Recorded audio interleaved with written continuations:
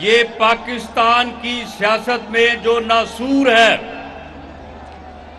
اگر اس فتنے اور ناسور کی شناخت اگر عوام نے نہ کی اور ووٹ کی طاقت سے اسے مائنس نہ کیا تو یہ اس ملک اور قوم کو کسی حادثے سے دوچار کر دے گا۔ ہم الیکشن کے لیے تیار ہیں اور الیکشن لڑیں گے اور انشاءاللہ کامیابی حاصل کریں گے۔ تم نے جو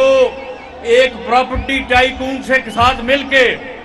50 ارب روپے کا ٹیکہ لگایا اس ملک کے قومی خزانے کو، اور خود 5 ارب روپے کی پراپرٹی جو ہے وہ سائن اپنے نام کروائی، اپنی بیگم کے نام پہ کروائی، رجسٹریاں موجود ہیں، انتقال موجود ہے۔ الیکشن سے یہ مراد نہیں ہے کہ تم سے یہ حساب نہ لیا جائے اور تمہیں گرفتار بھی کیا جائے گا، تم فکر نہ کرو۔ تم جو کبھی ادھر بھاگتے ہو کبھی ادھر بھاگتے ہو، عدالتوں کے پیچھے جا کے چھپتے ہو، وکلاء کے پیچھے جا کے چھپتے ہو، بابا رحمتے تجھے روز شام کو مشورے دیتا ہے، اس کے باوجود تمہیں گرفتار ہونا پڑے گا کیونکہ تمہارے جرائم ایسے ہیں،